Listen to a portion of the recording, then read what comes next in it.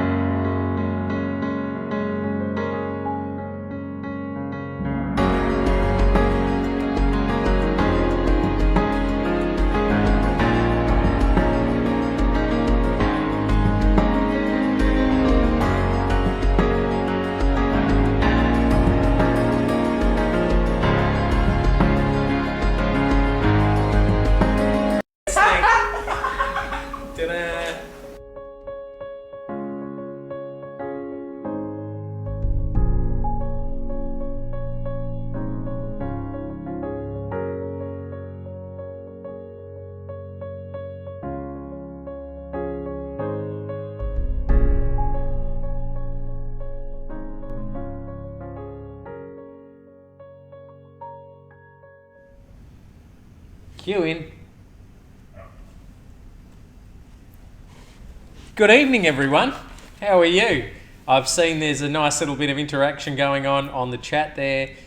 We can kind of see it out of the corner of our eyes, but we just want to welcome you here this evening to this exclusive event.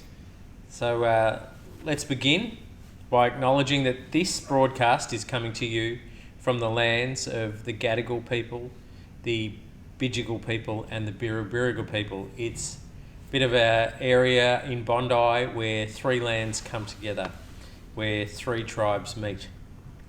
And we acknowledge their elders past and present. And we hope that we can live in a way where we can honour and respect their legacy and live on into the future to protect their heritage. I also want to acknowledge every one of you who's come here tonight, who is logging in.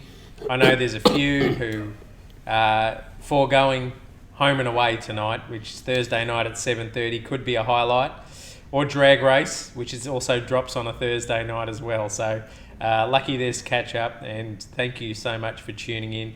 Please keep the chats going. There's an opportunity for you to interact by asking questions. We're happy to interrupt this conversation. This is Wayside. I hear a dog barking outside already as we're trying to go live to you. This is a chance for us to have some time together. Last week, if you were here, you would have got the opportunity to listen to Voices from the Street. Wayside's power is always going to lie in our proximity to pain. Proximity to the people who are the faces that are behind the issues that we like to talk about. And I thank you for all the overwhelmingly positive comments that came through. We've shared them with Leon, Josh and Lani. And we look forward to doing more sessions, more panels. We look forward to hearing some of your ideas about what are some of the topics we can be discussing. And we're going to alternate between Voices from the Streets as well as Voices from the Heart. I'm not saying if you're on the street you don't have a heart or vice versa. It's just an opportunity for Graham and I to have a bit of a conversation, particularly to give it to you through this time of lockdown. Most of us, I suspect, who are logged on are coming from New South Wales, from the eastern states, where lockdowns have been extended. If you're in Queensland, enjoy it. We really celebrate with you as you enjoy a bit more freedom. But Victoria, for the next week at least, and certainly New South Wales and nearly all of New South Wales, we're looking down the barrel of a very long, extended lockdown. And I do recommend to you last week Lani's outro, where she just dropped that wisdom bomb, saying, please everyone do everything you can because she needs her community back. We're learning that community isn't an optional extra. It's actually core for us all and key for us all. So we hope to have a bit of a fun conversation, a bit lighthearted at times, a bit of depth too, to help look at what are some of the practices, what are some of the ways that we can begin to get through this really testing time for us all. And we're going to look forward and we're going to look back. And I know Graham will have some wisdom from the ancients there to share with us as we look at ways to navigate our way through some pretty turbulent moments. So tonight's topic is how can we live in such a way that love prevails over hate? Now, Graham, our vision statement is love over hate for Wayside. You want to tell us a bit about our vision statement? Well, I think, excuse me, I think, have you noticed that as this lockdown becomes more desperate, that we're inclined to choose teams, and the temptation to build walls between people is overwhelming. It's comforting to say, look at those anti-vaxxers, they're all stupid. And you know what? They're not stupid. And if we are going to be healers, we really need to listen to people. And so this temptation to slip into us and them has never been stronger than now. Yep. So, I think we are, forgive me, but I think we're world expert at finding a coin, seeing the face of the coin and becoming fans of this coin. And we get others who will agree to the face of this coin. We never actually look to see the other side of the coin. I would even say this, that I think that almost everything that you... Am I boring you yet? Is it going to be all right? Almost every... Someone's just already commented saying wisdom from the ancients, where it's a bit rude to call you ancient. It's pretty true. Heraclitus says basically that if the things you hold dear don't come to you as paradox, then you are somewhere between narrow-minded and a fanatic. So the truth is there is always two sides. And it does us the world of good to listen to the people you disagree with. So never more than now do we need this vision where love can overcome my need to think you're stupid because you don't see it the way I see it. So that's a start, do you think? Oh, absolutely. We have, but we're living in a time now where we are being... the media demands that we take a position on this issue, demands that we take a side.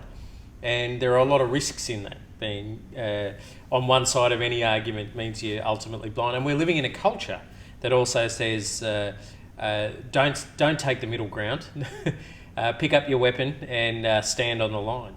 So, we also see that there's a really important need for us to be able to share our vision with the rest of society. Love over hate. Talk to me. Why is that important?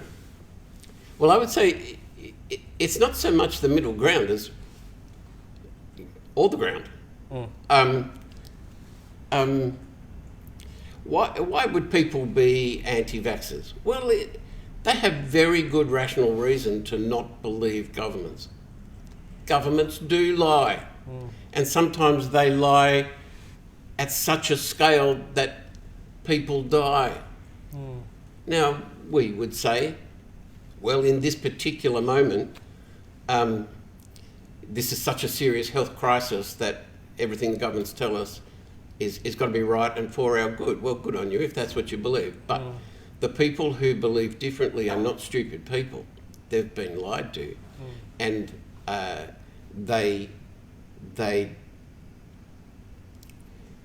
it's almost, what do you think's going to happen? Of course people will be suspicious. This is a consequence of this dumb-assed way this conversation is put. So, you said a minute ago, people need to choose. That's the same message of saying people need to not listen. No, the opposite is true. Never have we needed to listen more than now. Yeah. So, I think much listening needs to take place. We need to take people seriously. They need to know that they're seen and they're heard, and we might have some chance of finding the grey area. Very good. I once heard someone say that you can create a religion without a God, but it's almost impossible to create a religion without a devil. We have this innate need to be able to hate someone, and it kind of eats away at us too. It's much easier to be against something than it is to be for something, and I think that's coming through. Why do you think this lockdown feels for all of us harder than the last lockdown? It is harder. The Delta variant is way different to that first round that we had. And I think in the first time round, we thought, Australians are pretty reasonable people and this is inconvenient, and so we'll cop it and all will, in due course, pass. But the longer this goes on, the less it feels like this will pass in due course. Our foundations have had a serious shake, and I don't know anyone who's feeling very confident about what the future might hold. I mean, we've been talking about Christmas and what will we do in King's Cross and Bondi for Christmas, and I have to say to you, even though I sit obediently in these meetings, I have to say to you, I have no confidence that we will have freedom at Christmas to meet and to celebrate. I hope we do, but I haven't got much confidence. And what I'm finding more and more with people who I'm talking to every day is that the foundation's shaking. We don't know what the future will hold. And will we ever go back to our jobs? Will we ever be able to just nick out to a cafe with a friend? Because it's shaky, and when the foundations shake, one of the first things we want to do is blame somebody. I can't help but feel, thinking about some of research from Hannah Arendt when she was looking at Hitler, and I'm not making any comparisons with the Nazi regime here, but what she said, when you have leaders that are authoritarian, you know that they're lying to you, but what upsets you is the quality of their lies. And I think we're getting a bit sick. We'd rather the lies be told to us in an eloquent, convincing way, whereas a bald-faced, naked lie that isn't well delivered really upsets us for some reason. These are very strange times. We need to be able to navigate through the next little while, and we know that we'll get together in cafes again one day. We know that we'll be able to share meals again one day. We did in between these two, but we don't quite know when the threat of it being taken away from us will be lifted, for example. So how can we love one another through lockdown? Actually, the ways are manifold. Actually, I think there's many, many ways we can love each other.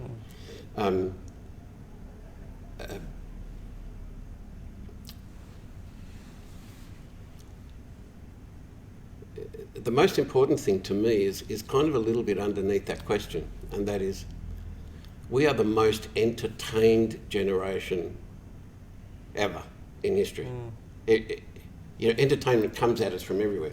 Little devices, TVs, everywhere. And community engagement generally is hard work. It requires something of me. I have to give if I'm going to be part of a community. And as time has gone by, I think the work of being engaged with the community has become a distraction in a world of entertainment. So we desperately have this need for engagement, and what we get is entertainment. And I'm hoping that the upside of this pain is that we will, in due course, if the shake is hard enough, we'll start fighting for community. So, I want to say your church meeting, but it could be your Rotary Club, whatever it is, which has been an inconvenience in the past because I've got so much on. Why would I want to keep this commitment going? I'm kind of hoping that we get such a shake that we'll see community needs to be fought for. And it's so valuable that I will set aside lots of entertaining options in order to engage with people in a real way. Excellent. Great. So let's continue to explore. What are some other ways we can fight against this? Sorry, I hardly started that. Yeah. And I want to say, if you're in a scenario where you're being educated or entertained or connecting, and every single medium is the device, I think it's a real opportunity for us to connect with some books again. So in a couple of minutes, I'm going to ask you, unprepared, for some books that you recommend. And I'm not talking about Kindle either, as much as I love my Kindle, is what are some paperback books that we can sit with and wrestle with over the next few months? That's a hell of a question. Yes. Before we get to the books, can I say... Some other ways to fight. Yeah, these devices that entertain you also communicate. It's really hard to remember this, but this thing is also a telephone. Really seriously ring people up, send them a text. I've been quite pleasantly surprised by how many people are texting me or emailing me to just say, how are you going through this lockdown? And it's a lovely thing, and it gives me a chance to text back. Now, all right, it's not face to face, but it is community. It reminds me that you're important to me and I'm important to you. And I think that's great. Jump on your blooming phone and text people that you would normally put off for another day, and do it today. Well, we know that technology is a great enabler of connection. Texts, calls, messages. Yeah. It's also a terrible interrupter of connections. Yeah. I think it's called phubbing, where halfway through a phone call, a conversation, I just lose my eye contact with you and I just look down and check a message, and even try and text while I'm looking at you in the eyes, but we've lost that sense of And is something. there anything in this world worse than that? No. It's just horrible. In the good old days when we used to be able to go out for dinner. When was that, Grandpa?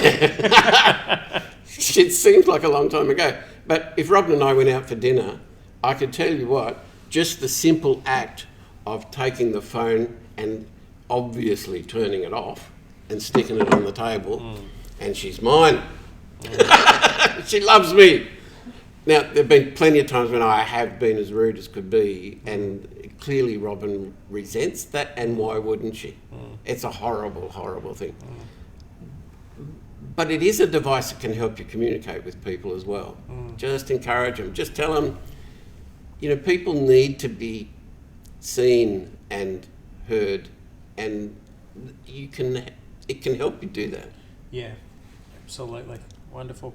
My kids got a letter in the mail, the snail mail, the other day, and Lisa's mother had read an article and cut it out and photocopied it and cut it out and stuck it in an envelope and wrote a short note. That was amazing. Yeah. You know? Do you remember you used to get those aerograms where you'd fold it in on itself and you'd write in every single little piece of it, and just that simple act. I know I was talking to a good friend today who's online, Karen, as she wrote a letter to someone who's in prison. And I think we almost need to think about everyone just like Karen thought about that gentleman. He used to say, we're all in prison. On my desk right now are 2 handwritten letters that are about 2 or 3 pages each. You want to blow someone out of the water? I tell you what, don't wait for their funeral in order for you to say some nice words. Write a letter. A pen. A pen is a thing you scratch over paper and it makes words. Yeah. If you get a letter through the snail mail, somebody has thought about you. They've planned their words. They've walked to the post box. They've put a stamp on it. The impact of that over an email is amazing. Absolutely. When my girls were little, I used to handwrite them notes and leave them under their pillows. Not every night, nowhere near every night, but that was a very powerful way because it actually stops the delivery. I mean, we're so quick at being able to say something, whereas when the act of writing will give you a hand cramp. Kids, anyone under 25, a hand cramp is where you're writing so much you got to stop and shake your hand out. I'm not quite sure whether you've had the displeasure of ever having to do that, but it forces you to slow down and actually put heart into the words. And there's something quite powerful. That last Sunday in our service, Maz had written a couple of poems, and she read them on our broadcast. The power of those was extraordinary because of the depth of the thought in them. And she sat down and, these words came to her and she wrote them down and she read them to all of us last Sunday. Well, I just thought that was fantastic. Yeah, beautiful. Powerful. And the act of creation. I think a lot of us are feeling worse in this lockdown because we've bought into the myth that we are what we do. And these lockdowns have made us end up in a position where we can't do what we used to do. So we're sitting there with an existential crisis. I do, therefore I am. And now we cannot do, therefore who am I in this space? And so there's a lot of frustration. And so we're getting feverish. So we're doing too much work, too many emails. People aren't switching off. We're losing what a psychologist, Lewis Smedes, called margin in our lives. Sorry, he was an anthropologist and he didn't say that at all. Sorry, I'm just trying to sound smart. Always, when I try and do that, it fails. We're losing margin. If I were to have a page full of words and there were no spaces in them, they would soon lose their meaning And if we're doing piece of work after work after work after work after work, it loses, it gets satiated, and we lose our creativity, we lose space for the spirit of creativity to emerge. So I would urge people to switch off at certain hours, to be digitally disciplined through this time, because there's not a lot of creation and recreation and recreation that's happening, which is where I loved the poem that was shared and composed and shared with us last week. You know, we're inclined to, in our normal communication, we turn people into a means to an end. That's the kind of communication which is just normal. And it's Kant who said we need to talk to one another as if you're an end in itself. In other words, I'm not asking you to do anything. I want to use words that just say, I see you, I appreciate you, I'm glad you're in this world. You make this world a better place. Write a letter like that to somebody, and it'll be like a big slap in the face with a big kiss of love. I love it. Very good.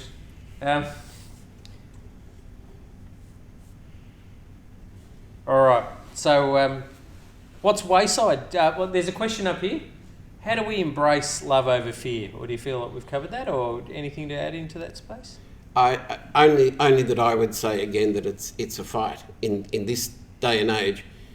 You had better fight for it, because most of the forces of this world will lull you into a place where you think that even though you've got a roof over your head, even though you've got food in the fridge, even though you're wearing warm clothes, that somehow or another you are the most disadvantaged person on earth. Well, that's easy to be lulled into that. And it's especially easy to be lulled into, I'm suffering because it's their fault. Well, no, that actually isn't true. It's quite difficult to be grown up and to see both sides of the coin, where how blessed and how not blessed I am at the same time. Yeah, I think that's probably... and there is something about choosing to change the way we view some circumstances. And we're going to have Sarah Susak, who's an angel that we all know and love here, who used to volunteer for Wayside, then worked for Wayside, and now is on our board. And she said that the reframe for her when she was going through a very aggressive cancer treatment wasn't, oh my goodness, I have to go to chemotherapy. She changed it to, I get to go to chemotherapy. Yeah. And for me, there is that opportunity to look at life through a different lens. Today, this last 24 hours, there's been a confirmed case in one of what we call the temporary accommodation hotels. So there are so many people we know who have managed to secure hotel accommodation through this lockdown, and almost as soon as they've secured it, they have to be testing and isolating, and there's a lot of fear. I will never say, oh my God, I live in the inner west now, I might have to go and spend 2 weeks at home. You know, there's a powerful reframe. I have a place to go to that is safe and secure. Yeah, and it's not Pollyanna stuff. This is not always look on the bright side. My version of hell is people constantly pulling the face when you want to take a selfie and you want it to look glamorous. People who have that face and who only can say the same 3 words over and over and over. And no matter what the situation is, all they'll say is live, laugh, be positive. That's your version of hell. That's my version of hell. Same silly look on their face, and all you ever get is live, laugh, be positive. I just think nothing could be worse. What are they selling? Look, whatever it was they're selling, you wouldn't want it. Because life Life is mountaintops and valleys. And if you try to exclude the valleys, you'll have no appreciation of the mountaintops anyhow. Yes. It's hell. It's hell. So I'm not about excluding the difficulty in life or sitting with somebody who's lost their job and crying at maybe a business that's been 10 years built, watching it go down the drain. That's horrible. I can't fix it, but I can be with you in that terrible moment without saying, look on the bright side. So it's both. It's both. And I think if somebody knows you're with them and alongside of them, they will get to the point where they say, at least there's food in the fridge. Yep. And I mean, actually, for some people in the city, there isn't food in the fridge. It's serious days. Oh, I know some business owners where there's no food in the fridge right now for them. Whenever I want some deep wisdom, I ask my daughters, and they give me a lot of feedback all the time. But so I asked them last night, this is our topic, what can we discuss about? And I said, what are some of the paths to misery? And my 17-year-old, she's thought about it and said, waking up in a household during lockdown and thinking you know everyone in your family rather than meeting everyone in your family. Oh, I love that girl. So what's the difference between knowing someone and meeting someone in the way she was meeting? You know, we rarely meet anyone. We rarely meet anyone. Mostly, we treat people as if they're problems to be fixed, even in families, and I would say perhaps especially in families. We get talking, and before we've got a sentence out, we've got 3 suggestions on what they might do next. Have you tried this? Have you tried that?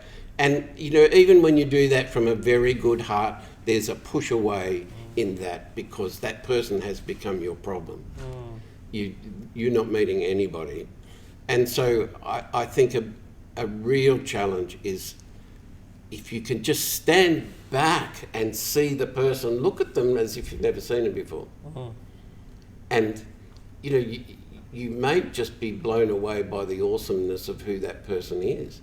I mean, I know it's just too easy. You know, I can be, I've been married for 50 years, and so I know Robin pretty well, and she knows me pretty well, and it's very easy to take each other for granted because we're just like synchronized swimmers, you know, we just know how the system works. But it's really important for me occasionally to be surprised by who this woman is, to look at her and go, wow. You know, and it's possible. It's possible. I think when I'm 95, not that I'll ever be 95, and in a wheelchair chasing her around a nursing home, there still will be a surprise there. Yes. So, you know, it's a trap. It's a trap to relate to your children as if you've got to fix all their problems. It's a trap to be on some kind of project where you have to convince your partner to try and understand your special needs, and, you know, I have needs. That, whatever the discussion is, if it starts with I have needs, it'll end in tears. So you know, that's a start for this discussion, isn't it? Fantastic. Yeah. We're going to get some more questions from there. I see Dave Dallas is there, my brother from Mountain County. Yeah, you'll have to give me a call after this. It's wonderful to see that you've logged on, brother. Really appreciate your love and comments there. So, look, what's Wayside doing? One of the questions is, what is Wayside? How is Wayside loving our visitors during lockdown? You know, we, you know, even every day is throwing up new challenges. You know, we need to be really careful because our focus is on keeping everyone safe, but also helping people feel secure through this time. So, you know, our centres are still operating. Right now, we're helping people get access to vaccinations. We're getting people currently access to temporary accommodation, some of them in hotels. We're also helping people get tested where the health orders are asking people to get tested because of some of the close contacts. And then our outreach teams are out there on the front lines connecting with people. And I was just talking as I was heading out to come here tonight, and was asking our wonderful outreach team how it was on the streets, and they're saying there's a heightened nervousness out there on the streets at this time. There's a level of uncertainty that's out there, and it's really more important than ever that we have the opportunity to not only support people through our centres and with our volunteers and our staff and our teams there loving people, but also to be out there on the streets, which is really honouring our origins as Wayside, which is going out to the highways and the byways and caring for people. Our Wingspan team still goes on. That's our youth program. They've got 2 contracts at the moment. So that's our social enterprise that's doing amazing work with some amazingly talented young people. They're currently creating the morning teas for a movie, which is being made by Russell Crowe. And so you'll see more of that in the days to come. Hopefully when that movie hits post-production, there'll be a few social media posts, and also making hampers for a big corporation has decided to send some love hampers around to their staff, and where our teams are busily putting those together. So have we got some questions from the audience there? So, hey Josh, last week Josh, after he spoke, went in and cooked up a big curry and some Johnny cakes with Cass there in the mob space, and they made calls to all of their friends and community who normally would come and visit our Aboriginal Cultural Centre at Wayside, and they connected by working with the outreach teams to go and deliver some of that damper and bush curry, which I think is just one of the real practical, tangible ways of saying to someone, you matter, you're loved, and you aren't forgotten. Any questions? Natalie Smith, what do people sleeping rough need most at the moment? Look, Nat, I think last week we could have asked that question. That would have been really good. But love, understanding, connection are always, you can never go wrong with those 3. Yes, there's a whole lot of practical support out there, and there are government agencies that are doing amazing work with vaccinations, but just taking a moment to, in whatever way you can think possible, to stop and to look at someone and to say, I see you through this. And I will see you through this as well. Very powerful, very important right now. Thanks for that question. Do you think the pandemic has caused Sydney to become a tale of 2 cities? Oh, Sydney has become a tale of 2 cities. You go, I've got my take on this. Great question. The question is, has the pandemic caused Sydney to become a tale of 2 cities, kind of north-east engaging itself from the south and the west? Yeah. I think that divide has been there for a long time, and I think that the pandemic makes all of that worse. I think like we were saying earlier, one of the most terrible temptations of our time is to find somebody to blame, and when somebody complains, to want to slap them down rather than hear what's behind what they're saying. In a way, people are offering you the possibility of real connection, of really seeing them, but you need to just get past that first base where they're slapping you in the face. I'm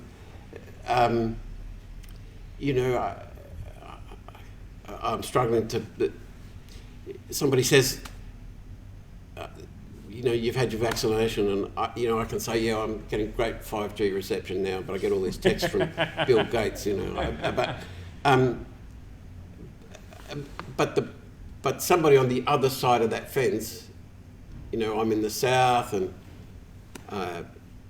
cops are everywhere. Why are they not all around Bondi? How easy is it to just fall into us and them over that? It's just compelling. And look, there are some media voices that deliberately make this worse, and there are some parliamentarians deliberately making this worse. Now, it's a shame that there's no discipline for that, but it's happening. Yeah. And I guess if we're going to be healers in this world, we have to really do our best to listen to people and see the insecurity and the fear that's underneath a lot of these accusatory statements. That's the thing I'm taking from now is particularly as we navigate through these times is around Sydney and how we're dividing as a city. And you're right, those tensions have always been there. Like no other city, having grown up in Melbourne, we the east and the west and the north and the south, we all have names for each other depending where we're from. And so 2 points I'd really like to make is I think our second lockdown that we don't often talk about, the Northern Beaches lockdown, was able to be successful not only because it was a geographically landlocked type of scenario, but also because many of the residents there were in professions where they could work from home. Yeah. So there's one. I'd say if you can work from home and you get to say, I get to work from home. Whereas for many of the people who are now in some of the other areas, because you hear the vitriol, why can't people just stay at home? Well, there's no option for so many of our working class people to work from home as a delivery driver, as a truck driver, as a transport worker, as a food service deliverer, or as a worker in an aged care home. There's no possibility to do that kind of work from a remote position. So it's really important for us to know that. I also think about I think it's really important that we stand up and we can be those voices for the middle way in the midst of you're wrong, I'm right, I'm wrong, you're right. No one ever says I'm wrong. That's so rare. That's a gift. We're all trying to cope and we're all trying to control the uncontrollable in different ways. And every piece of vitriol is actually an attempt to control something that can't be controlled. So I think that's where the compassion for me comes into it. I reckon the last time we were wrong was when we said somebody was stupid. We were wrong. And an apology would be a very good... I called you stupid and I'm sorry. That's all right. That was only 3 days ago. How well do you think the government understands the impact of the lockdown on places like Wayside and the most vulnerable? Look, I think we can really affirm that in today's New South Wales press conference, the chief psychiatrist got up because finally we're acknowledging that this has not only financial and economic impacts, financial and economic, they're the same things, but it also has psychological and emotional impacts when we can't connect as human beings, because the smallest human unit is to be able to connect. There are so many people in single occupied households. Karen is asking, how do we help people who have already experienced so much trauma to cope with this current constant feeling of danger? Yeah, what a question, Karen. Look, we're doing all we can to provide the best we can in love and trauma-informed care, and that is by being, for us at the moment, it's being about being compassionate, but being very clear and being I'm not going to say consistent because orders change from day to day, but our ability to be honest with people and say we're doing the best we can in all the conditions that we have. How long have we got to go here? 5-10 minutes? 5 minutes. Can I say to that one too? Yeah. It's perfectly legal to walk with somebody, and Aristotle's school was all about the peripatetic school. Just walk alongside somebody. I'm walking with somebody each day now, and it's inefficient, and what could have been a half-hour discussion is becoming an hour's walk. But there's something very, very nice because as you're walking, you're focusing on what's around rather than digging in deep. So I'm reacting to Karen's question about what can you do for people with such a deep sense of danger. If you've got the time, go for a walk with them and notice the sunshine.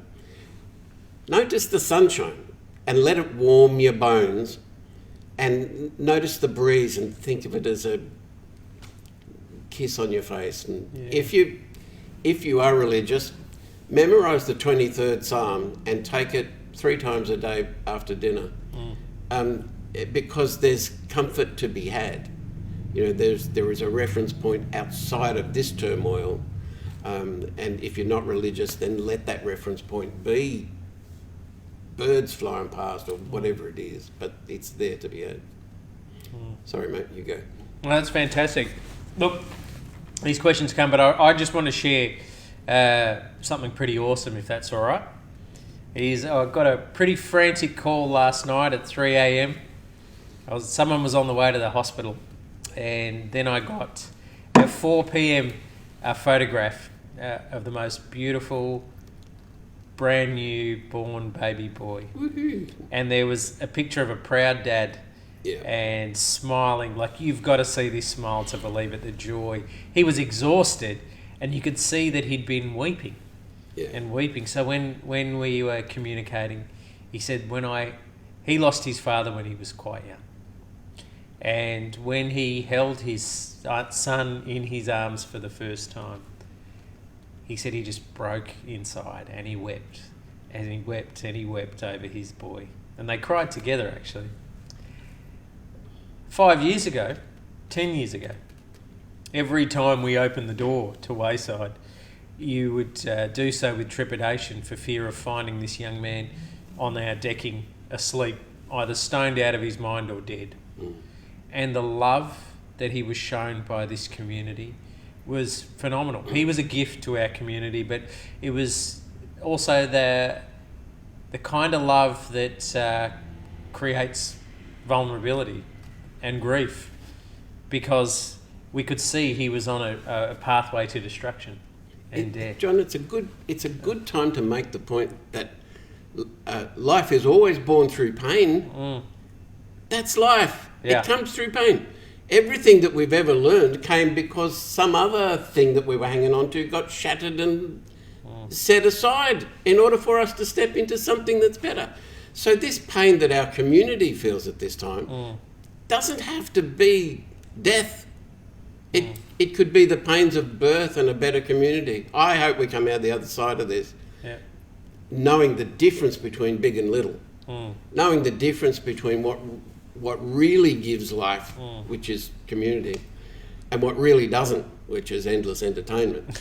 So, you know, this doesn't have to be all bleak. No. Sorry, John. No, it was great. I love that bit of riffing that happened. So what ultimately happened when our teams, when he finally made the decision, because we don't make anyone want to live. That's just a moment of magic. Yep. You know, something happens. And when his life finally started turning around, he looked and turned to Una, one of our beautiful workers out the front of Wayside, and said, thanks for keeping me alive when I wasn't wanting to live. And now to see that photo, I wish I could show you a picture of that, the joy and the life and the future that is now bright for that young man and his partner and his family. That is really encapsulates what Wayside's all about. And that I get to pick them up tomorrow morning and drive them home in my Toyota Chariot to bring this family home for the first time. Awesome. Yeah, so awesome. Good. Hey, thanks everyone for tuning in. We're going to do some more of these. Next one will be a Voices from the Streets again. And we look forward to hearing some suggestions. Send them on for some of the topics and the issues we want to discuss. We've enjoyed having this conversation. We want to keep having more. It's bespoke, exclusive content through this lockdown, which I know is quite rare through these days. So thanks for logging in. I hope you have a great Thursday night. I hope this sparks some discussions wherever you are. And go have a great night. Liz, how you going, Liz? And Nadine, yes, Graham's not that old. We're just making it up. And thanks so much for coming in. Yes, Liz, it probably is the person you're thinking of, and how cool is that? Thanks so much. Good night, everyone.